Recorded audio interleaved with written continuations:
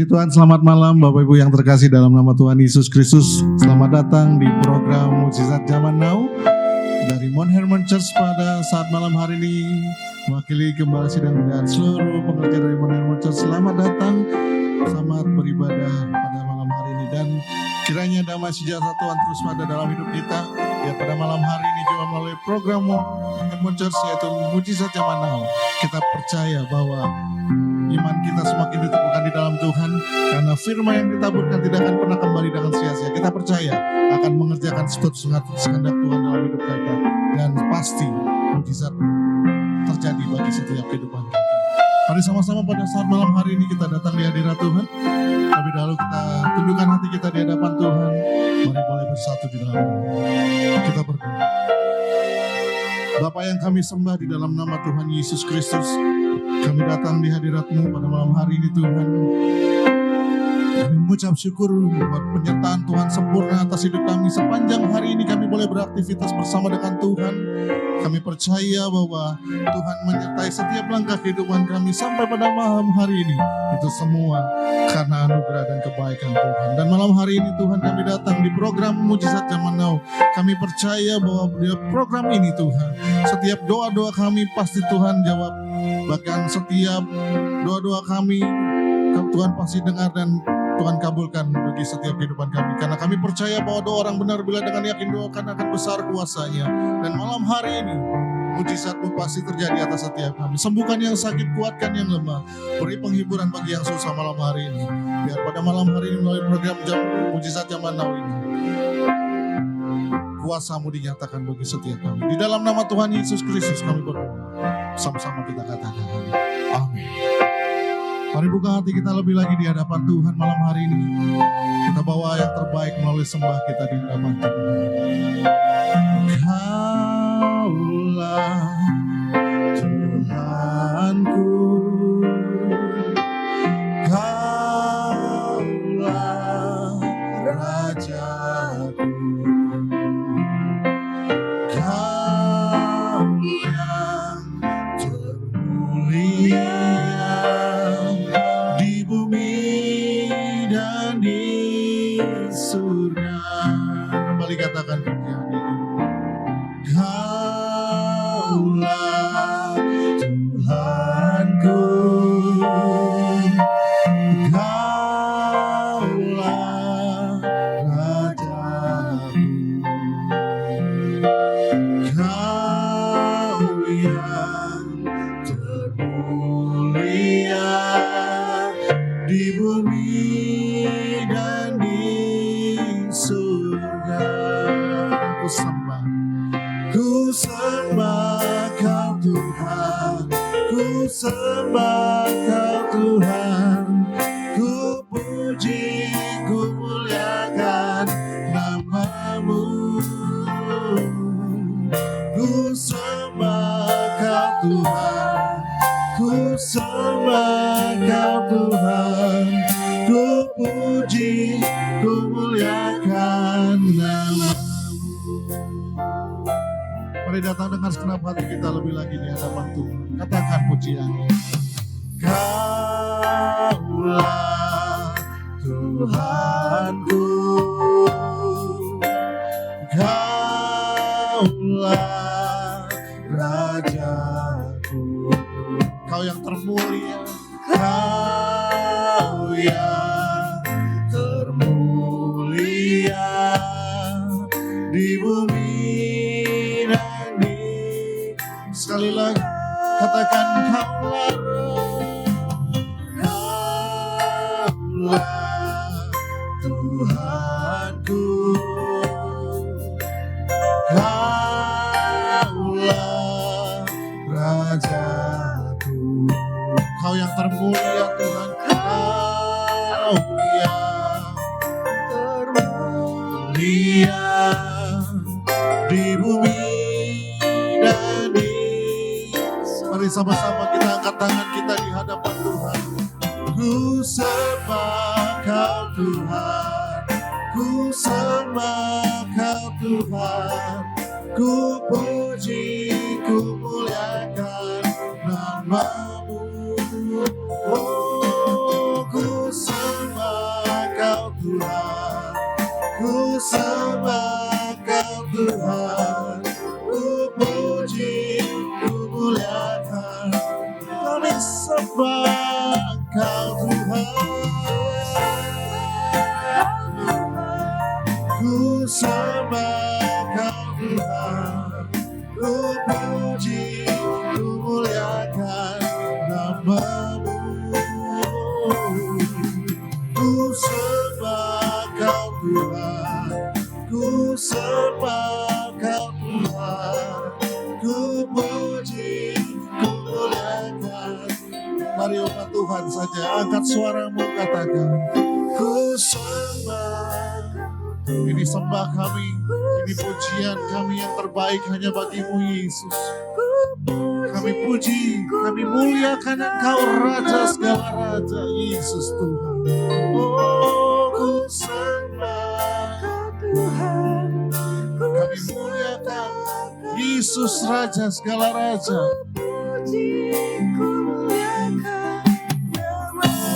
Mari sama-sama lebih sungguh lagi. Angkat tanganmu, katakan, ku sembah. Ku sembah Kau Tuhan, ku sembah Kau Tuhan, ku puji, ku muliakan nama-Mu. Ku sembah Kau Tuhan, ku sembah Kau Tuhan, ku puji, ku muliakan nama-Mu. Ku puji, ku muliakan nama-Mu. Ku puji, ku muliakan nama-Mu.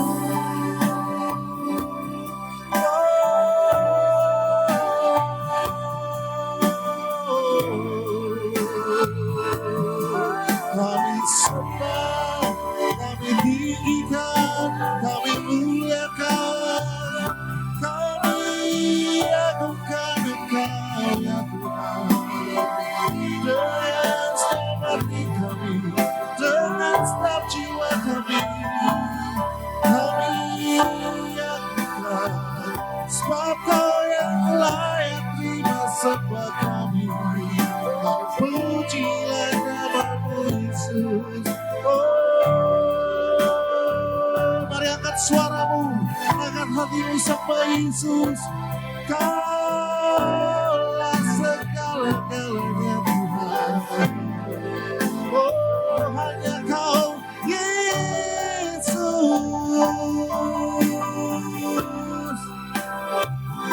Kasih setiamu bahwasanya untuk selama-lamanya. Mari terus angkat suaramu lebih lagi di hadapan Tuhan. Haleluya, haleluya. Terpujilah nama-Mu Tuhan, sebab besar setiamu. Oh, ajaib perbuatan-Mu. Kalau kami coba menghitung segala kebaikan-Mu, kalau kami coba renungkan apa yang Tuhan kerjakan dalam hidup kami, sungguh kami bersyukur kepada-Mu buat anugerah-Mu Tuhan, sebab besar setiamu. Mari angkat kedua tangan kita lebih lagi di hadapan Tuhan malam hari ini. Kita agungkan, kita muliakan lebih lagi di hadapan Tuhan. Engkau layak terima pujian kami Tuhan. Engkau layak terima glory. Segala pujian hanya bagi-Mu Yesus. Terima kasih. Terpujilah Engkau Yesus. Angkat suara kita katakan haleluya,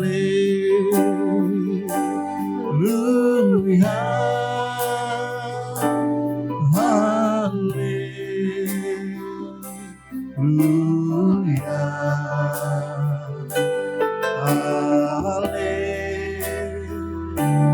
haleluya, amin.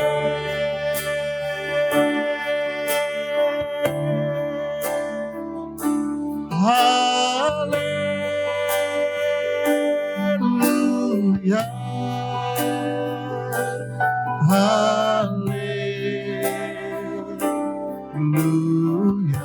Amin.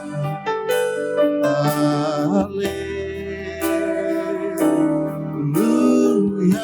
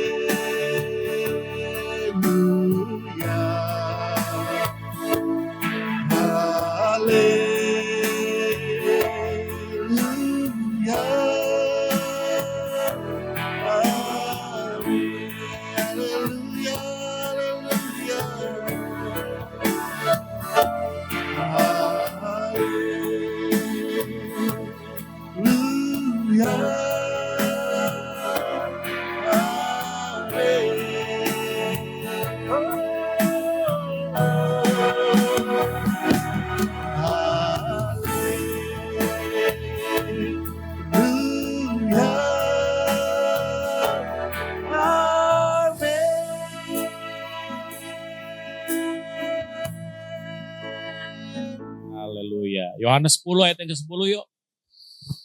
Yohanes pasal 10 ayat yang ke-10. Baca sama-sama ya. 2, 3. Apa katanya? Pencuri datang hanya untuk membunuh dan membinasakan. Terus, aku datang supaya engkau mempunyai hidup dan mempunyainya dalam segala kelimpahan. Yang datang dalam dunia ada 2. Yang pertama namanya pencuri atau iblis. Yang kedua Yesus. Iblis ngapain? Iblis melakukan 3 hal. Apa yang dia lakukan? Dia curi, dia bunuh, dan kau dibinasakan. Apa yang dicuri? Orang banyak bilang damai sejahtera Pak. Enggak. Yang dicuri itu satu. Perhatian dan tujuan hidup saudara. Itu dicuri.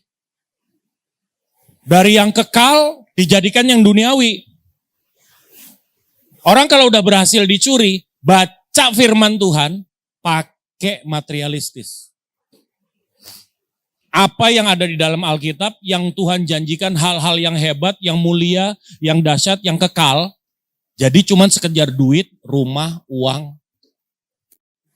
Ngeri banget Bapak Ibu. Dicuri, hatinya dicuri. Intentionnya dicuri. Keinginannya dicuri, kerinduannya dicuri. Orang kalau udah dicuri, berhasil dicuri perhatiannya. Maka yang terjadi yang kedua, apa? Rohnya dibunuh. Rohnya kan jadi mati. Iblis itu kalau mau curi saudara, bukan saudara dibikin bangkrut. Dibikin usaha saudara berkembang. Bisa nggak? Bisa nggak iblis lakukan? Sangat bisa. Coba baca Lukas pasal yang ke-4. Ayat yang ke-5 sampai dengan ayat yang ke-6. Ayo kita baca sama-sama. 2, 3. Apa katanya? Iblis kepada Yesus. Apa? Segala kuasa serta kemuliaannya akan kuberikan kepadamu. Sebab semuanya itu telah diserahkan kepadaku. Dan aku memberikannya kepada siapa saja yang. Cara iblis menyesatkan saudara, mencuri perhatian saudara, gimana caranya? Dia pakai apa yang ada di tangannya. Apa namanya? Uang. Iblis tuh pakai duit. Makanya orang-orang yang cinta uang pasti dia akan tercuri. Pasti. Pasti. Orang yang akan ikut iblis itu ada 3 jenis. Yang pertama orang cinta uang. Yang kedua apa? Orang tinggi hati. Yang ketiga apa? Orang yang khawatir.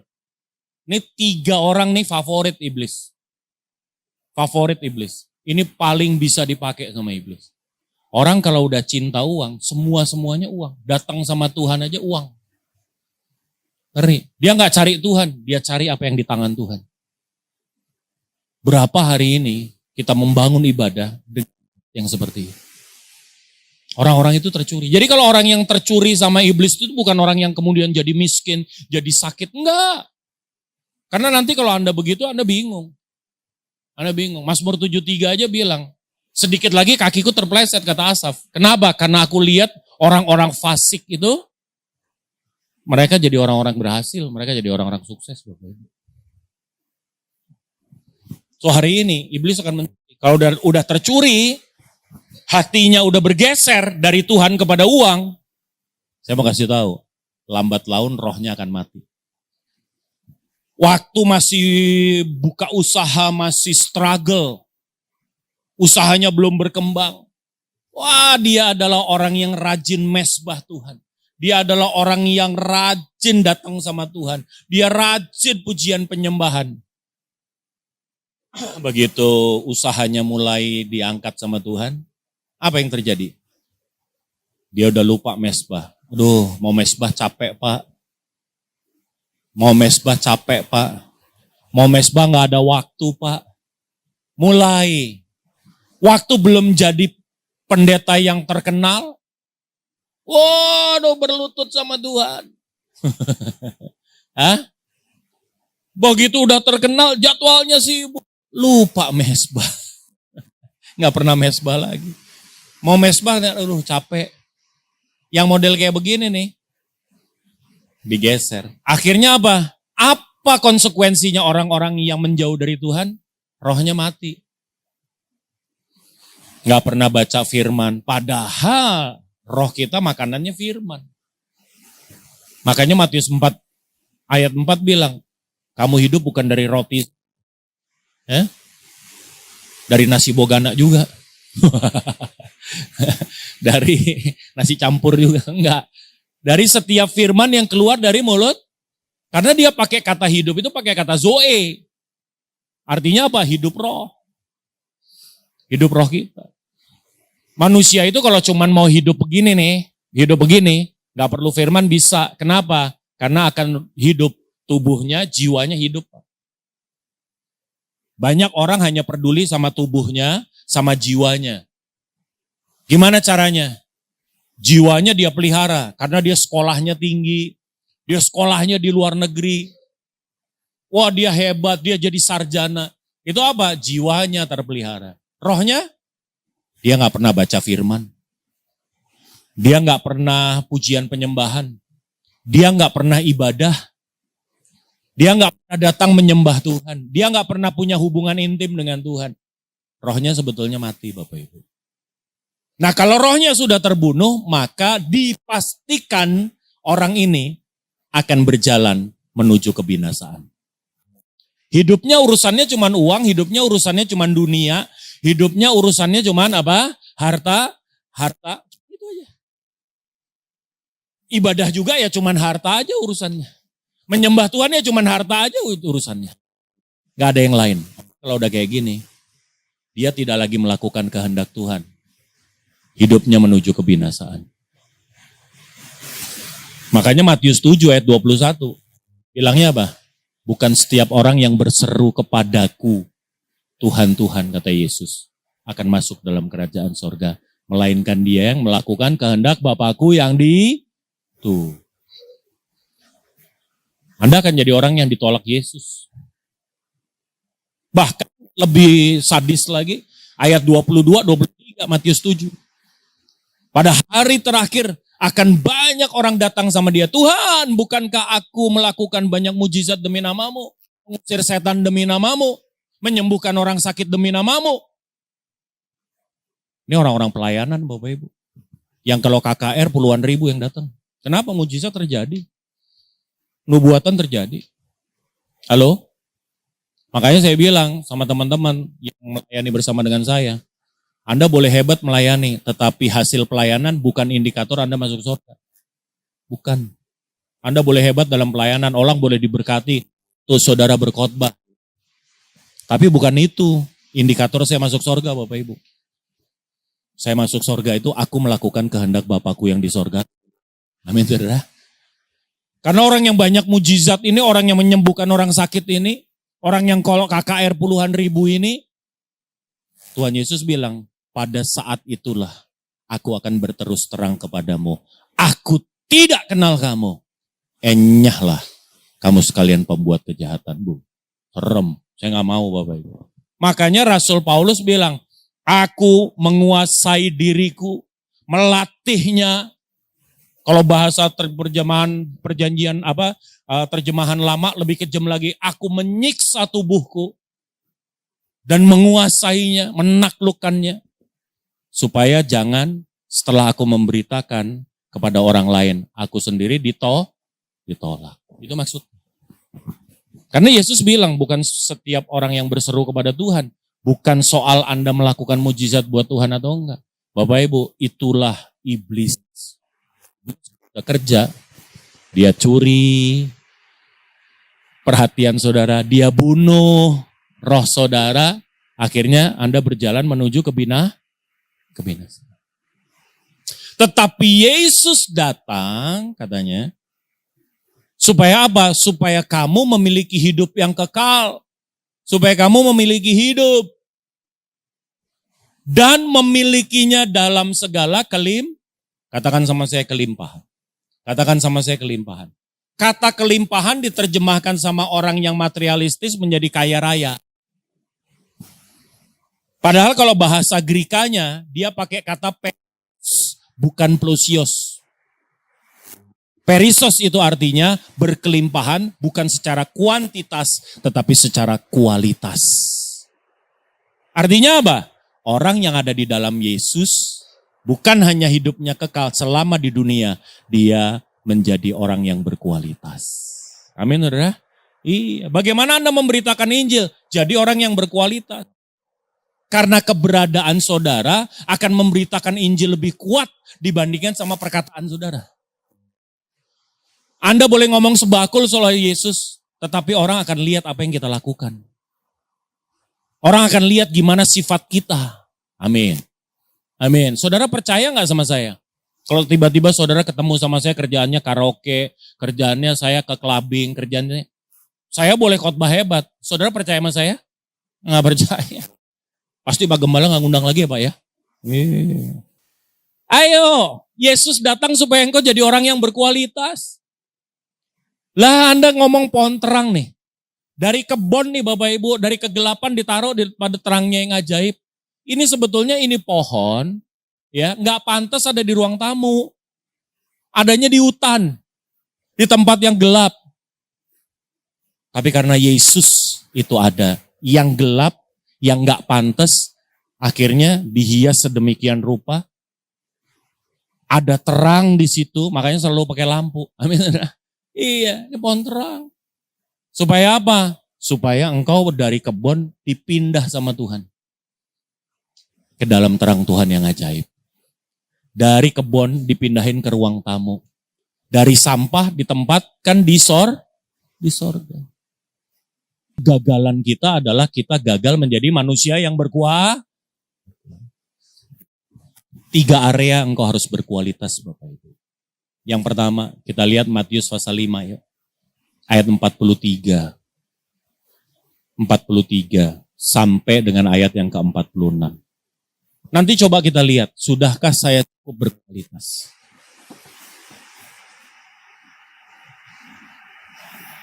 Ya kita baca sama-sama 2, 3, apa katanya? Kasihilah sesamamu manusia dan bencilah musuh. Terusin.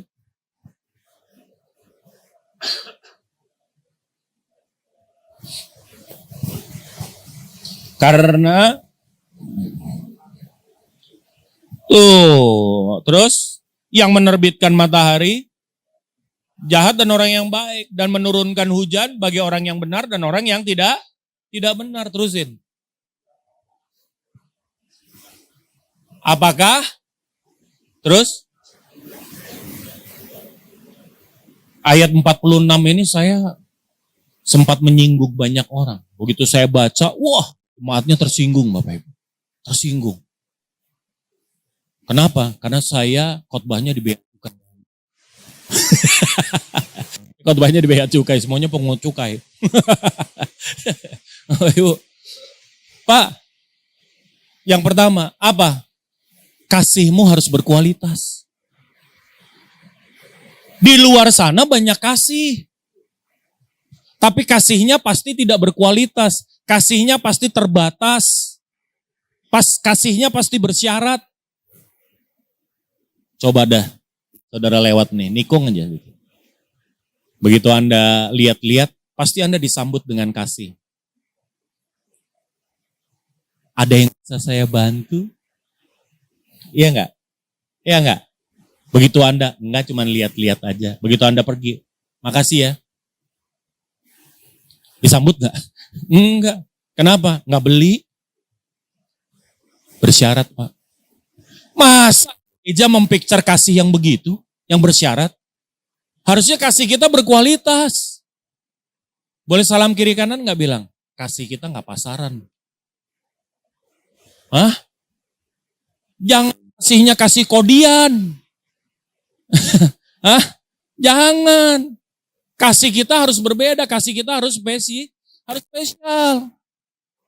Tidak terbatas dan tidak bersyarat. Jangan orang yang baik, musuh kita kasihin. Itu hanya ada di dalam kekristenan. Itu hanya ada di dalam Kristus Yesus Tuhan. Kalau engkau bisa mengampuni musuhmu, engkau membuktikan bahwa engkau adalah anak-anak Bapamu. Amin, saudara? Tapi kalau saudara orang jahat lu balas jahat, apa bedanya kita sama orang lain? Kalau kasih kita bersyarat, kita hanya mengasihi orang-orang yang kaya, apa bedanya kita sama orang lain? Kalau kita nggak ada ketulusan, apa bedanya kita sama orang lain? Orang lain juga mengasihi orang-orang yang, lihat deh kalau nggak percaya. Saya pengen tanya, lebih banyak terima parsel pejabat tinggi, orang-orang kaya, direktur-direktur, atau panti asuhan? Parsel. Hah? Ini pasti pejabat. Emang dia kurang makan? Enggak. Emang dia butuh? Enggak. Anda kasih parsel piring, kasih parsel gelas, kasih parsel kue. Sampai kuenya nggak kemakan, Pak, sama mereka. Saya mau melayani beberapa pejabat tinggi negara. Ada beberapa dari mereka sampai bikin gudang buat parsel. Saking nggak cukup. Parselnya begitu banyak. Kalau parsel-parsel yang ya nilainya nggak gitu besar, oke, ditaruh di gudang. Kalau parsel-parselnya ada nilainya, maka dikembalikan ke KPK. Kenapa? Karena takut gratifikasi kan, kalau pejabat negara. Tapi itu orang nyumbang terus ngasih. Kalau panti asuhan, paling apa? Indomie. Hah? Paling baju bekas. Iya enggak? Kenapa? Karena sebetulnya parsel itu bukan tanda kasih. Parsel itu sebetulnya, kalau boleh jujur ngomongnya gini nih. Ngomongnya gini. Bukan selamat hari Natal, bukan. Bukan. Ngomongnya gini nih. Ingat gue ya. Gitu. Iya enggak? Supaya Anda ada di ingatannya pejabat-pejabat itu kan. Supaya nanti kalau Anda urusan sama mereka, Anda gampang. Itulah manusia, itulah dunia. Masa gereja begitu? Gereja itu ikut Tuhan Yesus. Apa yang kau lakukan untuk saudaraku yang paling hina, kau lakukan buat aku. Apa maksudnya paling hina? Mereka yang tidak bisa membalas apa yang engkau lakukan terhadap mereka. Itu engkau lakukan buat Tuhan. Harusnya gereja jadi role model, jadi contoh untuk kasih yang tulus, kasih yang tidak bersyarat, kasih yang tidak terbatas. Jadi manusia yang berkualitas. Apa? Kasihmu harus berkualitas. Amin. Sampai orang bingung. Gila ya, lu masih bisa ketawa-ketawa sama dia. Lu masih bisa ngobrol lagi sama dia. Itu orang udah jahat banget sama lu. Aku cuman tahu kasih mengasihi. Aku nggak tahu membalas. Aku nggak tahu mendendam. Aku cuman tahu apa mengasihi. Amin, saudara. Amin. Iya. Ayo. Yang pertama, kasihnya harus berkualitas. Yang kedua, Filipi pasal 4.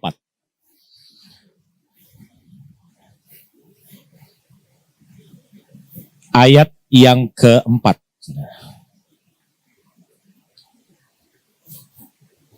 Apa yang harus berkualitas? Ya kita baca, 2, 3 apa?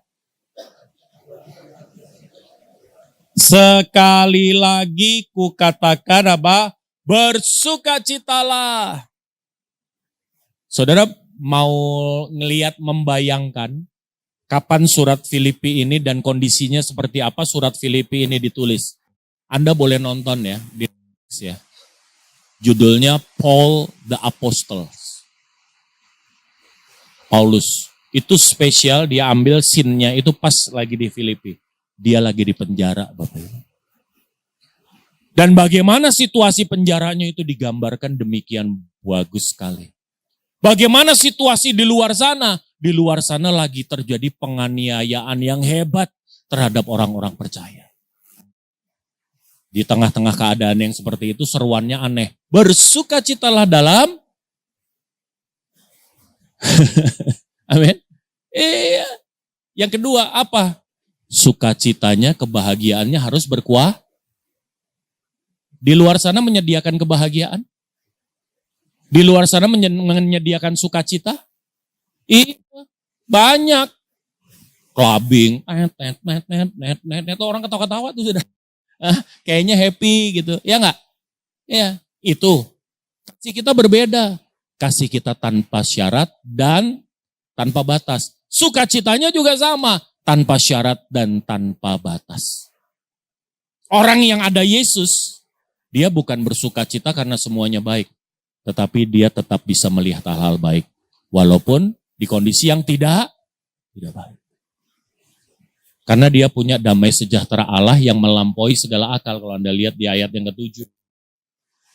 Damai sejahtera Allah yang melampaui segala akal memelihara hati dan pikiran kita dalam Kristus Yesus Tuhan. Bagaimana dengan kita hari ini? Sudahkah sukacita kita dalam segala hal? Sudahkah sukacita kita penuh? Sudahkah sukacita kita sorgawi? Sudahkah hari ini sukacita kita tidak bersyarat? Kalau Anda masih menatap saya, Pak, gimana saya bisa sukacita, Pak? Kalau suami saya galak, kalau istri saya cerewetnya minta ampun. Kalau atasan saya galak, kalau saya baru dipecat, kalau saya baru di PHK, gimana? Kalau Anda masih perlu syarat untuk berbahagia, Anda perlu Yesus, Bapak Ibu. Anda perlu Yesus. Saya pernah khotbah ini soal ini, mengenai apa? Waktu saya bicara mengenai berkat. Waktu engkau diberkati, engkau punya damai sejahtera, sukacita yang melampaui segala akal. Amin, saudara? Amin. Iya. Kalau cuman bahagia karena memang Anda punya syarat-syarat untuk berbahagia, lagi dapat sesuatu ketawa-ketawa, nggak usah anak Tuhan, anak hantu juga begitu. Ya nggak? Anak hantu juga kalau dapat ketawa-ketawa.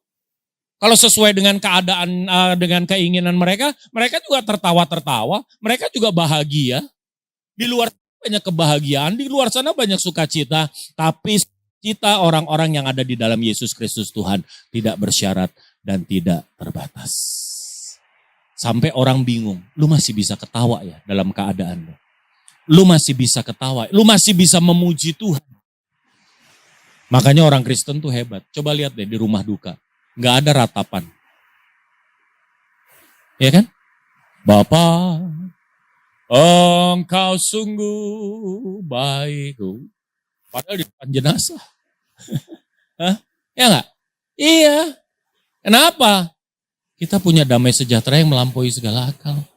Untuk orang lain, kenapa kita harus bersedih? Karena keluarga kita, kekasih kita meninggal dunia. Why? Mereka justru mendapatkan tempat hari ini yang jauh lebih baik dari kita. Makanya saya bilang sama anak-anak saya. Kalau saya bilang, kalau Dedi ingat mama kamu, Dedi pengen rasanya nyusul, segera. Kenapa? Karena dia sudah berada di tempat yang jauh lebih indah daripada Papa hari ini. Papa masih harus berjuang. Kita semua masih harus berjuang. Kita masih punya tugas, kita harus kerja. Amin. Iya, kalau yang udah meninggal mah udah enak. Udah nyantai dia, udah sama Tuhan. Amin. Iya, udah selesai. Keluar kau harus jadi manusia yang bersuka cita dong. Keluar dari tempat sini kau harus jadi orang yang bergembira dong. Amin.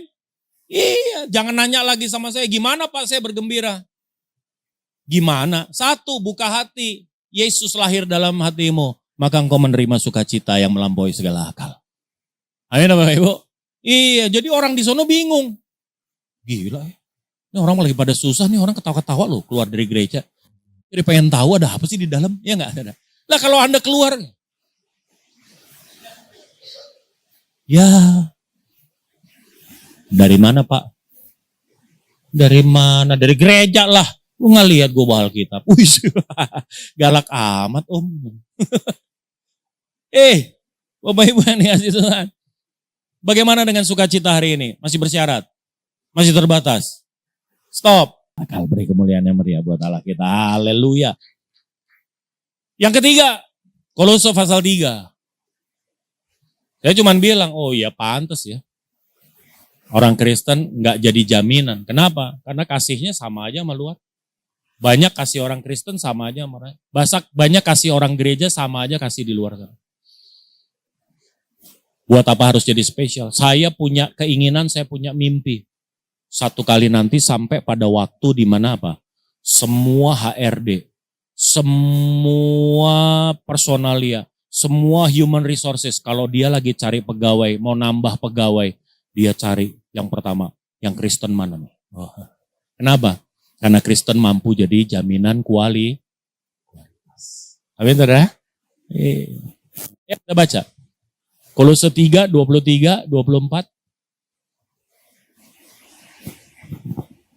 Yes, kita baca sama-sama. 2, 3. Apa? Apapun juga yang perbuatlah dengan segenap hatimu. Seperti untuk Tuhan. Dan bukan untuk manusia. Terus? Dari siapa? Tuhanlah menerima bagian yang ditentukan bagimu sebagai upah. Apa? Kristus adalah Tuhan dan kamu hambanya. Yang ketiga, apa? Hasil kerjanya, kinerjanya, disiplinnya berkualitas. Kenapa? Karena apapun yang diserahkan Tuhan di tangannya, dia kerja dengan hati, Pak. Bukan untuk manusia, tetapi seperti untuk Tuhan. Amin Bapak Ibu. Kalau kerja ada bos, nggak ada bos, saya tetap kerja yang terbaik. Kalau engkau pekerja. Kalau engkau jadi bos, ada atau tidak yang mengawasi, aku tetap menjaga hak-hak daripada karyawanku. Bukan untuk karyawan, untuk Tuhan. Apapun yang ada di tanganmu, engkau kerjakan dengan segenap hati. Waktu engkau diserahi pelayanan-pelayanan, engkau mengerjakan pelayanan dengan hati. Bukan untuk Pak Gembala, tetapi untuk Tuhan. Amin, saudara? Amin. Iya, kau selalu kasih baik. Kerjakan dengan segenap hatimu. Orang yang mengerjakan dengan segenap hati, dia memikirkan dirinya, dia memikirkan siapa kliennya. Customernya, itu yang dia pikirin. Makanya di perusahaan-perusahaan dulu saya sampai hari ini saya masih sering pelatihan, gitu, adain pelatihan, diminta untuk adakan pelatihan. Yang terakhir kemarin saya untuk salah satu penerbangan di bawah Departemen Perhubungan. Saya selalu bilang, kalau kerja Anda harus yang namanya customer centric. Customer centric itu ngelihat customer kita. Lihat kebutuhan orang.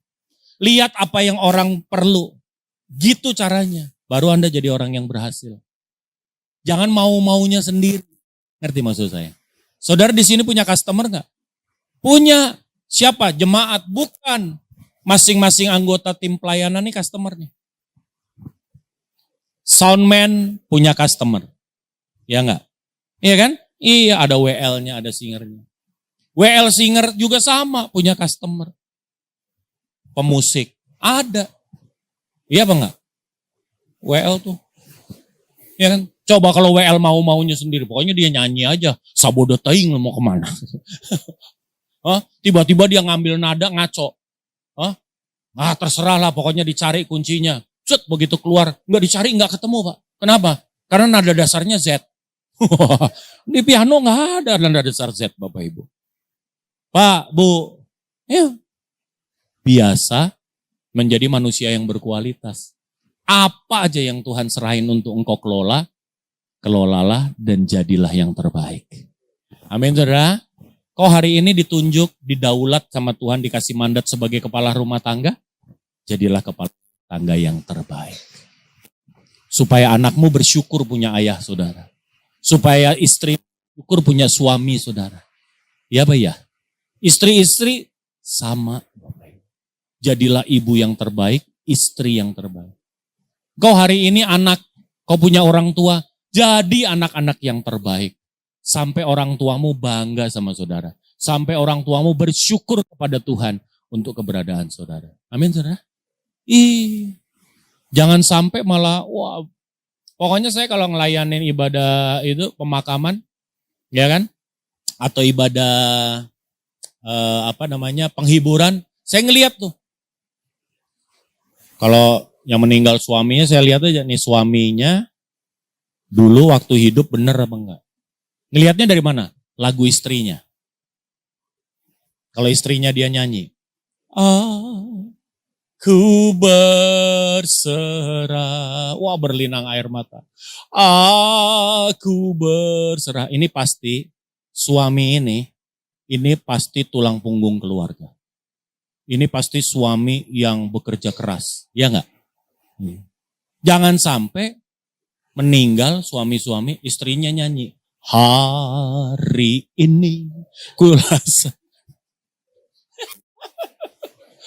bergandengan tangan sama anak-anaknya. Itu bukan nyanyian iman. Itu deklarasi kemerdekaan. Ayo, jadilah manusia-manusia yang berkualitas. Kasihmu bukan kasih pasaran. Sukacitamu bukan sukacita pasaran yang ada di luar sana. Amin. Kinerjamu bukan kinerja pasaran. Percaya sama saya Bapak Ibu. Kemanapun engkau pergi, Tuhan jadikan engkau berhasil. Kau bukan turun, engkau akan naik. Tuhan gak program saudara jadi ekor, engkau pasti jadi kepala. Beri kemuliaan yang meriah buat Tuhan. Mari kita berdoa.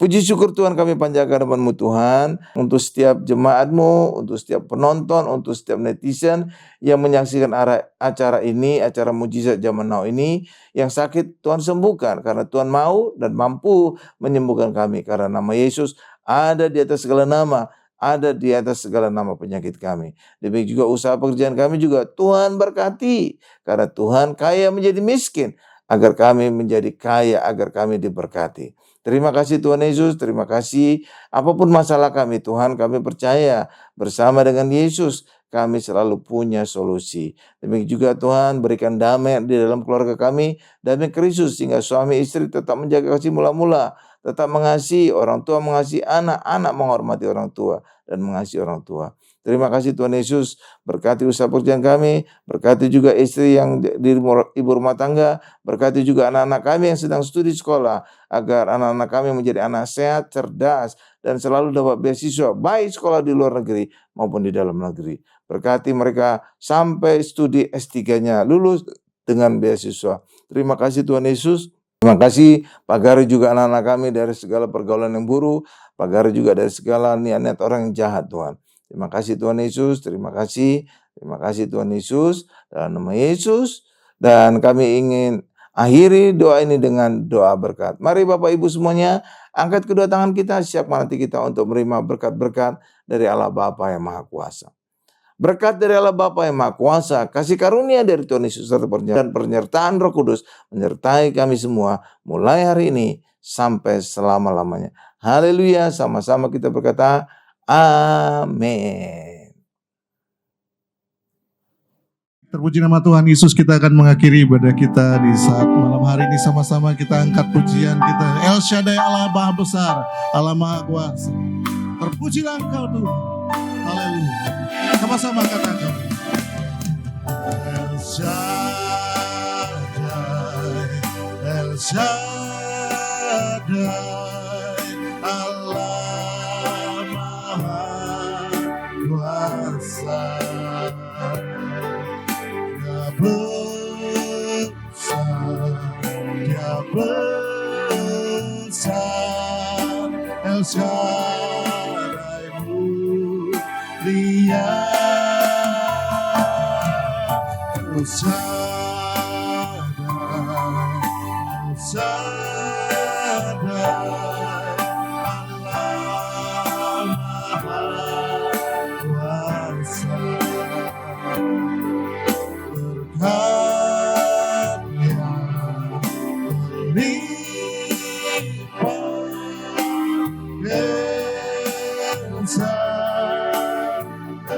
berkat-Nya melimpah, berkat-Nya melimpah,